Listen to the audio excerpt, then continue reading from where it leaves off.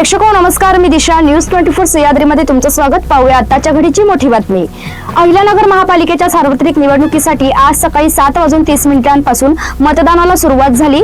मतदानाच्या पहिल्या 2 तासात म्हणजे सकाळी 7:30 ते 9:30 या वेळेस शहरात सरासरी 7.87% मतदानाची नोंद झाली होती. त्यानंतर दुपारी 3:30 पर्यंत एकूण मतदानाचा टक्का 48.49 इतका झाला होता. शहरभर मतदारांचा संमिश्र प्रतिसाद पाहायला मिळाला. प्रशासनाकडून देण्यात आलेल्या अधिकृत आकडेवारीनुसार सकाळी 7:30 ते दुपारी 3:30 वाजेपर्यंत एकूण 1,48,858 मतदारांनी मतदानाचा हक्क बजावला. यामध्ये 77,695 पुरुष आणि 71,133 महिला मतदारांचा समावेश होता. मतदान करून बाहेर पडल्यानंतर अनेक मतदार, विशेषतः तरुण वर्ग, इंक सेल्फी घेताना दिसून आले.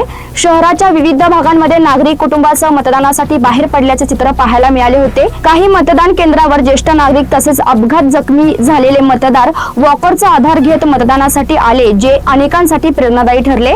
बहुतांश मतदान केंद्रावर मतदानाच्या रांगा लागल्या होत्या. आपला प्रभाग आणि मतदान केंद्र शोधण्यासाठी मतदार बंदोबस्त तैनात असलेल्या कर्मचाऱ्यांची मदत घेताना दिसून आले.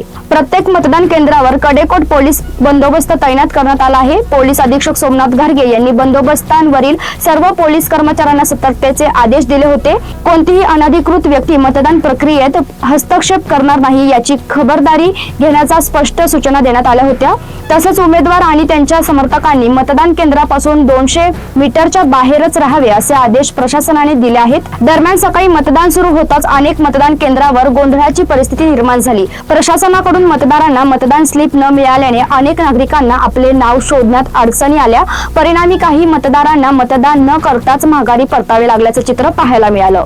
मतदान केंद्र परिसरात मोबाईल वापरास बंदी असल्याने आणि सकाळच्या सत्रात मतदारांची नावे शोधून देण्यासाठी प्रशासनाचा एकही कर्मचारी उपलब्ध नसल्यामुळे संभ्रम अधिक वाढला. काही अधिकाऱ्यांकडून उडवाउडवीची उत्तरे देण्यात आल्याचा आरोप नागरिकांनी केला आहे. यामुळे संतप्त मतदार आणि अधिकाऱ्यांमध्ये वादावादी झाल्याच्या घटनाही घडल्या.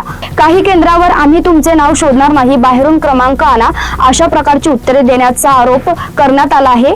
या प्रकारामुळे नागरिकांमध्ये तीव्र नाराजी व्यक्त होत असून प्रशासनाच्या नियोजनावर प्रश्नचिन्ह उपस्थित केले जात आहे. या बातमीसोबत आपण इथेच थांबतोय. मात्र तुम्ही पाहत राहा न्यूज 24 सह्याद्री.